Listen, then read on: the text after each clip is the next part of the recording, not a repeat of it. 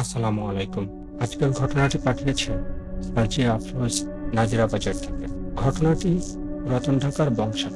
সাজিয়ার ভাষায় বলতেছে, ঘটনাটা আমার বাবার বাড়িতে 2012-13-তে ঘটা। এটা পুরাতন ঢাকার বংশালে ঘটেছিল, হাজী আব্দুল্লাহ সরকার লেনে। আমরা তখন পুরাতন ঢাকার বাসিন্দা। এখানকার অলিগলিতে অনেক গল্প, ঘটনা, রহস্য লুকিয়ে আছে। আমার বাবার বাড়ি 2 তলা, 3 দিকে 3টি বাড়ি, আমাদের দেয়াল ঘেঁষা, আর সামনে পুরাতন ঢাকার হিসেবে বেশ চওড়া একটা গলি। আমাদের বাসাটা মাঝখানে, অনেকটা 3 রাস্তার মোড়ের মতো। একটা সরকারি টিউবওয়েল আছে, খানিকটা বাঁধানো জায়গা।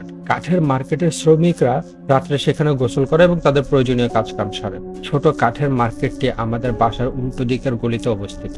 ডাস্টবিন, সরকারি টিউবওয়েল, কাঠের মার্কেট সবকিছু আমাদের বাসার প্রথম রুমটা জানালা এবং ছাদ থেকে বেশ ভালোভাবেই দেখা যায়। কাঠের মার্কেটে নিচতলায় কাঠের দোকান হলেও উপরের গুলোতে বাসা বাড়ি। আমার ঘটনাটা বোঝানোর জন্য বাড়ির অবস্থাটা বুঝিয়ে লিখলাম। এখন আসি মূল ঘটনায়। আমাদের বাসার ছাদে একটা সময় গভীর রাতে খুব ধূপধাপ আওয়াজ শুরু হয়। আমার বাবা একটু চিন্তা করতো, কিসের আওয়াজ হয়, কিসের শব্দ হয়, কি অবস্থায়। এরপর একদিন কাঠের মার্কেটের একটা বাড়িওয়ালা আমার আব্বুকে ডেকে বললেন, আপনার কি কোনো শব্দ পান না, কোনো কিছু দেখেন না? আমার আব্বু জিজ্ঞেস করলেন, কি দেখবো? প্রতিবেশী চাচা বললেন, আপনাদের পেছনে ছাদের রেলিং থেকে ছোট ছোট বাচ্চা 2-2.5 বছরের মতো, এরা লাফিয়ে পড়ে আপনার ছাদে। আপনার কি কিছুই টের পান না? কখনোই টের পাননি? আব্বু বাসায় এসে সবাইকে জানালেন। বাসায় আমার আম্মু, 2 ভাই, 1 ভাবি ও ছোট একটি বোন আছে। সবাইকে জানানোর পর উৎপাত যেন আরো বেড়ে গেল। আগে লাফালাফি হতো, ছাদের পিছনের অংশে সীমাবদ্ধ ছিল এটা। এখন ওরা দৌড়াতে দৌড়াতে বাসার সামনের অংশে এসে ডাস্টবিনে লাফিয়ে পড়তে শুরু করে। বাড়ির সামনের দিকে রুমটাতে আমার ভাই ভাবি থাকতো। একদিন গভীর রাতে ভাবি উঠে টয়লেটে যাওয়ার সময় ওনার চোখ যেন জানালার দিকে আটকে গেল। ফ্যানের বাতাসে পর্দা উঠছিল, সেই ফাঁক দিয়ে ভাবি দেখলেন জানালার কারণে সে 3 জোড়া ছোট ছোট পা দোল খাচ্ছে। উনি ভয়ে চিৎকার করে উঠলেন। আমার ভাইয়ের ঘুম ভেঙে গেল। বাতি জ্বালালেন, জিজ্ঞেস করলেন কি হয়েছে। ভাবি তখন জানালো জানালার দিকে তাকিয়ে আছে। ভাইয়া সেদিকে তাকালেন কিন্তু কিছু দেখতে পেলেন না। সবাই ভাইয়া ডাকলেন, ঘটনা বললেন, সবাই বেশ চিন্তিত হল। ভাবি এতটাই ভয় পেয়েছে যে সে ঘরে আর শুতে চাইল না। আমার মায়ের সাথে গিয়ে ঘুমায়। পরের দিন বাবার বাড়ি চলে গেল ভাবি। ভাবি চলে যাওয়ার পর ভাই একা ঘুমাতে গেল। তারও রাতে ঘুম ভেঙে যায়। সেও ভাবির মতো 3 জোড়া পা জানলার কার্নিশ থেকে দোল খেতে দেখে। সে চিৎকার করে ঘর থেকে বের হয়ে যায়। সবাই ছুটে আসে চিৎকার শুনে, জিজ্ঞেস করে কি হয়েছে। তখন সে একটু ধাতস্থ হবার পর আব্বুর সাথে ঘুমাতে যায় এবং কি হয়েছে সেটা বলে। একা ঘুমানোর সাহস আর হয়ে ওঠেনি। এরপর এক রাতে টিউবওয়েলে গোসল করছিল কাঠের শ্রমিকরা। তারা হঠাৎ অনুভব করে পিঠে গরম কিছু পড়ছে। সে যখন ঘুরে তাকায় দেখে তার পিঠে কাটা মাথাওয়ালা শরীর দাঁড়িয়ে আছে। তার শরীর বেয়ে রক্ত পড়ছে। সে ভয়ে চেতনা হারিয়ে ফেলে। তারপর আশেপাশের সবাই, ফজরের নামাজ পড়তে যাওয়া মুসল্লিরা তাকে অবচেতন অবস্থা পায় এবং সুস্থ করে। এলাকায় একটা থমথমে পরিস্থিতির সৃষ্টি হয়, কারণ সারা রাত সেখানকার মানুষজন চলাচল করে, সেখানে ভৌতিক ঘটনা ঘটছে এরকম একটা বিষয় গভীর রাতে বের হওয়া সাময়িকভাবে বন্ধ হয়। এইসব ভৌতিক ঘটনা শুরু হয়েছিল এলাকার অতি পুরাতন একটি বাকরখানা মিষ্টির দোকান ভাঙার পর থেকে।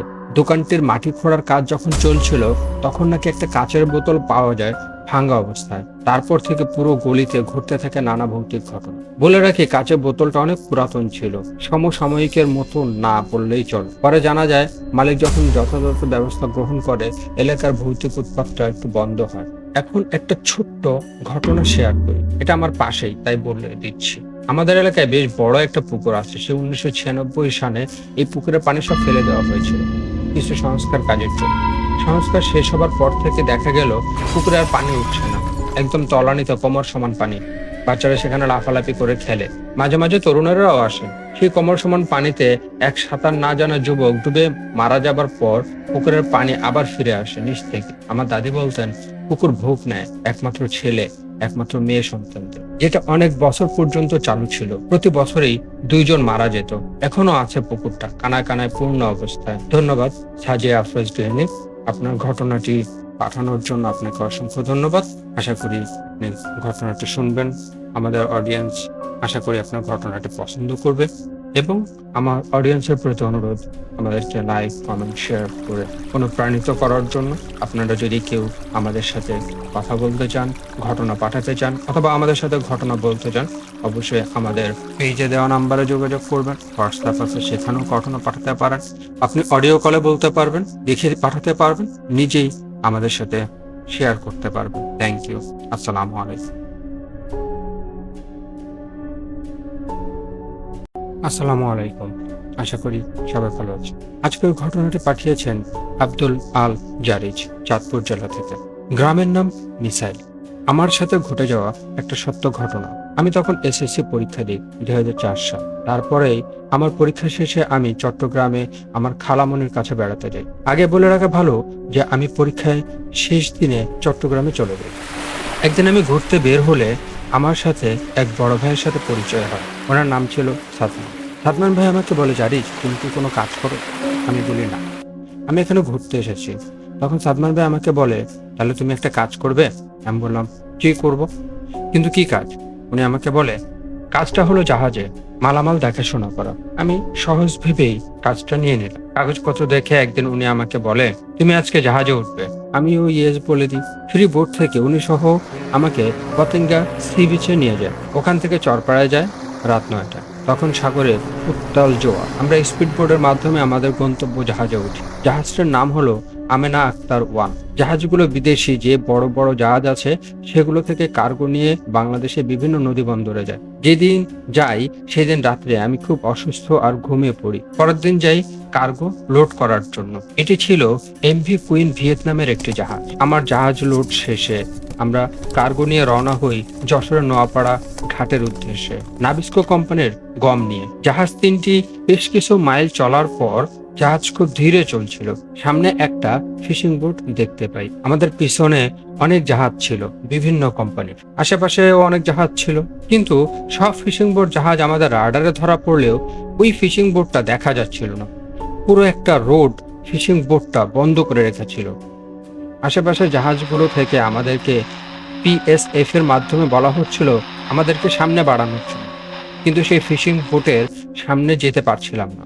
আমরা মাইকিং করি তাদেরকে রোড ছেড়ে দেওয়ার জন্য, কিন্তু তারা কিছুতে রোড ছাড়ছিল না। পরে আমাদের জাহাজের ক্যাপ্টেন আমাদেরকে বকাবকি করে হঠাৎ ফিশিং বোটটা হারিয়ে যায়। এটা আমরা পরে বুঝতে পারি। তারপর আমরা 2 দিন 2 রাত জাহাজ চালানোর পর আমরা হাতিয়া চেয়ারম্যান ঘাট বরাবর আসি। সেদিন রাত্রেই নেমে আসে একটা কাল রাত্রি। আমি ও সাদমান ভাই জাহাজের ডেকে বসে কার্গো দেখার জন্য এদিক সেদিক করছিলাম, সবকিছু ঠিক আছে কিনা চেক করতেছিলাম। হঠাৎ আমরা আমাদের জাহাজের পাশে সেই ফিশিং বোটটা দেখতে পাই। তারা খুব দ্রুত আমাদের জাহাজের দিকেই আসছে। আমরা বোর্ডের উপর কোনো মানুষ দেখতে পাচ্ছি না, আর সাথে বিশাল ঝড় তো আছেই। জাহাজের রেলিং থেকে জাহাজের রোলিং পিচিং শুরু হয়ে গেল। এর মানে হলো জাহাজ সামনে বা পিছনে বা ডানে বা বামে তুলানোকে বোঝানো হয়। মানে ঝড় হলে জাহাজটা যেভাবে দুল দেয়। জাহাজ থাকা সবচেয়ে বয়স্ক তিনি হঠাৎ হাঁপাতে হাঁপাতে দৌড়ে এসে বলল, তোমরা এই সময় বাইরে কি করছো? আমরা বললাম, কার্গো ঠিক আছে কিনা দেখছি। তিনি আমাদেরকে বললেন, তোমরা খুব দ্রুত কেবিনে যাও, আর রাতে আমাদেরকে বলা ছাড়া বের হবে না। আমরা ওনাকে বললাম, কেন দাদু? উনি আমাদেরকে ফিশিং বোটটি দেখিয়ে দিচ্ছে আর বলছে, এটা বোট নয়, এটা একটা গোলক ধাঁধা। এই ধাঁধায় যে একবার পড়ে সে আর ফিরে আসে না। উনি বললেন, সর্বপ্রথম জাহাজে একদিন হঠাৎ করে ফিশিং বোটটা এসেছিল। হঠাৎ করেই একদিন এই জাহাজের সামনে ফিশিং বোটটা এসেছিল। কিছু মানুষ উধাও হয়ে যায়, বোটটা ডুবতে শুরু করে। তারপর থেকে তাদেরকে আমরা আর কোনোদিন দেখিনি।